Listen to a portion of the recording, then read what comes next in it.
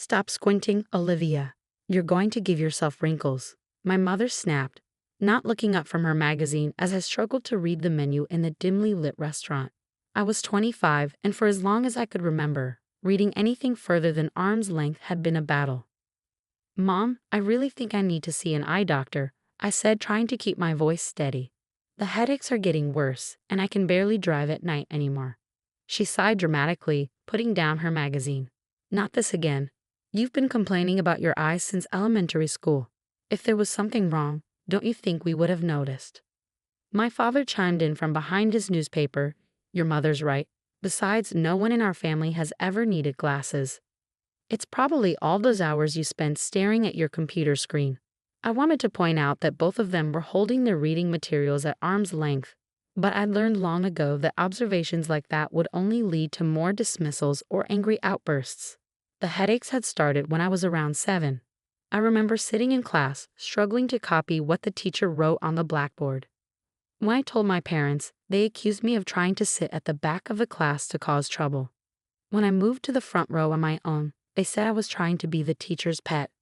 By high school, I had developed my own coping mechanisms.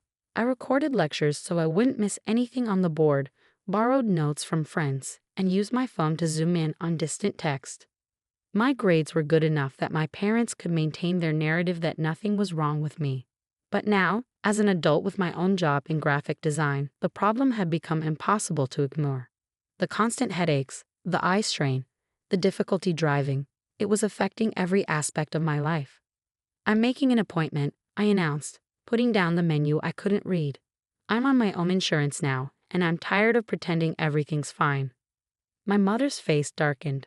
Olivia Marie Thompson, you're being ridiculous. If you go to an eye doctor, they'll just try to sell you expensive glasses you don't need. They're all scammers. There was something in her tone, a slight tremor that I'd never noticed before. I looked at my father, who had suddenly become very interested in his water glass. Why are you both so against me seeing an eye doctor? I asked slowly. What aren't you telling me? Nothing. My mother's response came too quickly, too sharply. We just don't want you wasting your money on unnecessary medical bills. You know how doctors are, always finding problems that don't exist. I made the appointment anyway. Dr. Sarah Miller's office was modern and welcoming, nothing like the scary medical experience my parents had always described. During the initial examination, she asked about my family history. My parents say no one in our family has ever needed glasses, I told her. She looked up from her notes, frowning slightly. Are you sure about that? No vision problems at all. That's what they've always told me, I replied, but even as I said it, a memory surfaced, finding old photos in our attic when I was 12, pictures of my parents in college. In several of them, my father was wearing glasses. When I asked about it, he'd gotten angry and said they were fake glasses for a costume party. Dr. Miller's examination was thorough, involving tests I'd never heard of. As she worked, her frown deepened. Finally, she sat back and looked at me seriously. Olivia, I'm going to need to dilate your eyes for a more detailed examination. But before we do that, I have to ask, have you ever been diagnosed with or tested for keratoconus? Kerato what? I asked. It's a progressive eye condition where the cornea becomes thin and bulges outward into a cone shape, she explained.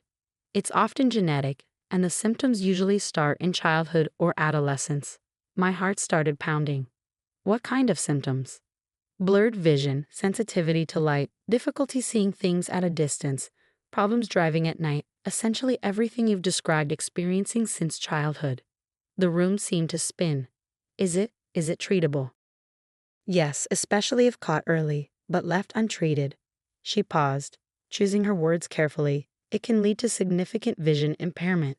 I'd like to call your parents in for a consultation. Given the genetic component, they should be tested as well. As Dr. Miller spoke, pieces started falling into place. My father's old photos with glasses, my parents' adamant refusal to take me to eye doctors, their own habit of holding reading materials at arm's length. But why would they hide something like this? I'll call them, I said, my voice shaking. But Dr. Miller, something tells me they already know about this condition. She nodded grimly. That's what I'm afraid of. Let's run these tests first, and then we'll have a very serious conversation about what your parents might have been hiding from you all these years. As I watched her prepare the eye drops for dilation, I couldn't shake the feeling that my entire childhood was about to be rewritten. What else had they hidden from me in their determination to pretend everything was fine? The call to my parents went exactly as I expected. My mother immediately launched into a tirade about money-hungry doctors, while my father remained suspiciously quiet in the background. "We're coming to this appointment," my mother finally declared, surprising me. "Someone needs to protect you from these scam artists." Dr. Miller's office was eerily quiet when we arrived 3 days later. My parents sat stiffly in their chairs while the doctor pulled up my test results on her screen. The images showed my corneas in vivid detail, their distorted shape clearly visible even to my untrained eyes. "Mr. and Mrs. Thompson," Dr. Miller began, her voice professional but with an edge I hadn't heard before, "your daughter has advanced keratoconus in both eyes. The condition is quite severe, suggesting it's been progressing unchecked for many years." My mother started to interrupt, but Dr. Miller held up her hand. "Before you respond, I should inform you that I took the liberty of requesting Olivia's childhood medical records." The color drained from my father's face. "Interestingly," she continued, "I found records from when Olivia was 8 years old. She was diagnosed with early-stage keratoconus by Dr. James Parker. He prescribed corrective lenses and recommended regular monitoring. There were no follow-up visits." The room fell silent. I felt like I couldn't breathe. "You knew?" I whispered, looking at my parents. "You knew all this time?" My father wouldn't meet my eyes. My mother's hands were shaking as she clutched her designer purse.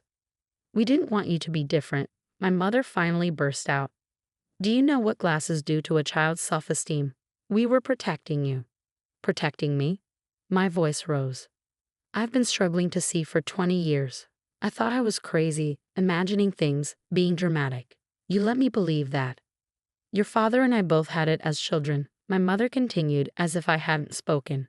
"The glasses, the treatments, the other kids making fun of us. We swore we wouldn't let that happen to you."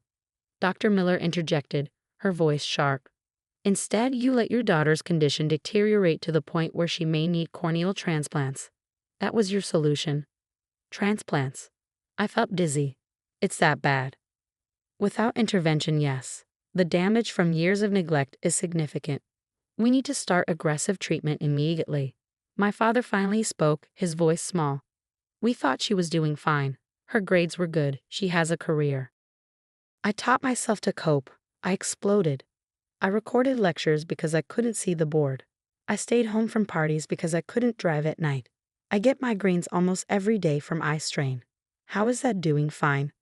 My mother reached for my hand, but I pulled away. "Sweetheart, we did what we thought was best. Your father and I managed without treatment." "Did you?" I asked, suddenly remembering something.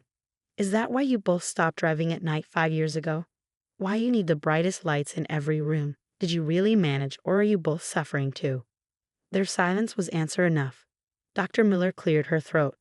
"Mr. and Mrs. Thompson, I'm legally obligated to report this as medical neglect.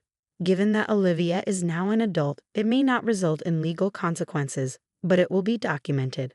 "Report us?" My mother's voice rose to a shriek. "We're her parents.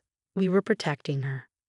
"You were protecting yourselves," I said quietly, the truth finally hitting me.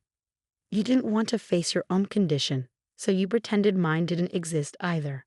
Every time I complained about my vision, it forced you to think about your own problems, so you shut me down." My father's shoulders slumped.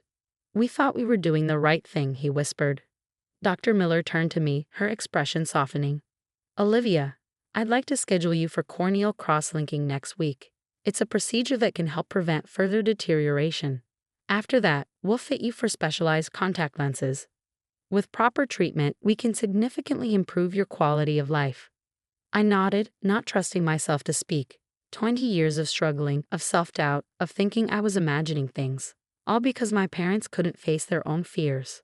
"I'll need both of you to be tested as well," Dr. Miller addressed my parents.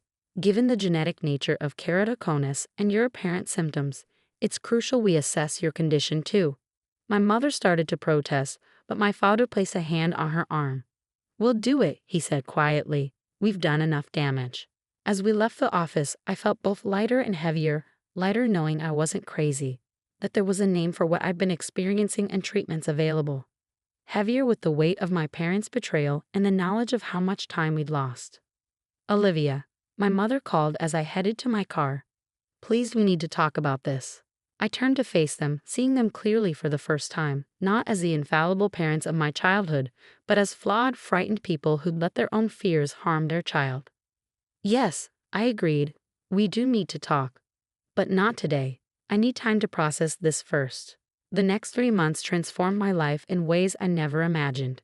After the corneal cross-linking procedure and being fitted for specialized contact lenses, I experienced true clarity of vision for the first time.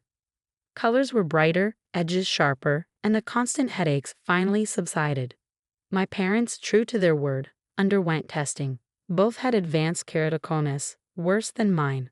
Dr. Miller started them on treatment, though she warned that decades of neglect had left permanent damage.